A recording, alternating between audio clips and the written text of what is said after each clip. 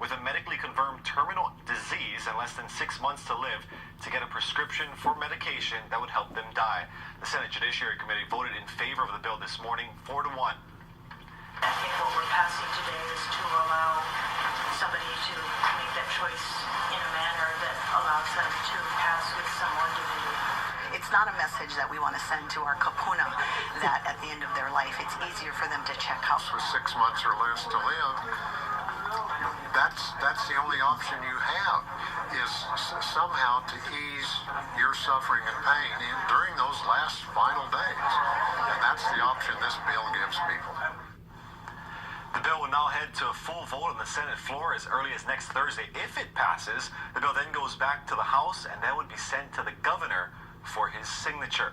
And just about an hour after they gathered for that decision, about 4 committees gathered together to solve one problem: homeless, a big one in Hawaii.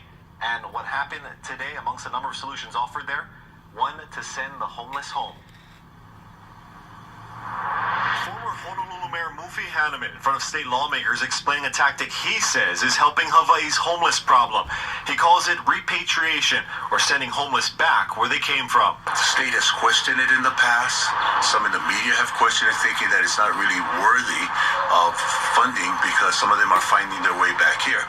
The Hawaii Lodging and Tourism Association has been providing grant money to nonprofits and social service providers on Oahu, Maui, and Hawaii Island to help those without a home. The HLTA has also been tracking those programs and the amount of homeless they've sent back to other states. 491 individuals have gone back. Only 5 have returned, less than 1%. So the proof in the pudding is that the program works. Senator Josh Green says while it's not a solution for all homeless, there's no doubting its effectiveness. If they have a more stable home back in California or Pennsylvania, wherever they are, where they can get more support, we should accommodate that.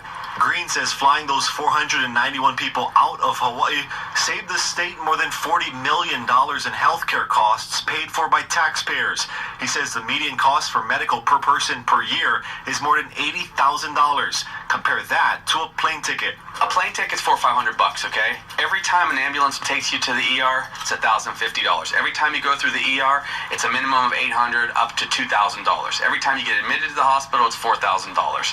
Representative John Mizuno says several measures are still alive at the state capitol that would help nonprofits continue to fly homeless home. We need to stand behind the concept of this. We have it in several bills moving because I always supported that concept. And at the end, when we go in a conference, we need to lock that in and do a public-private partnership with the tourism industry and see if they can match up half the money. It could even be a 2-to-1 match where we put $100,000, they put $200,000. We'll see what, in any case, we're going to save the state millions of dollars. Hanneman says knowing that, there's no reason the state shouldn't pitch in. The big bugaboo has been feeling that they all find their way back. But if the state had just asked us the question, we could have provided that fact, and we have. And also at that briefing today, Twinkle Borges of the homeless camp Pu'uhonua o Waianae. Alongside her was Bumpy Kanahele, who 25 years ago was in a similar situation.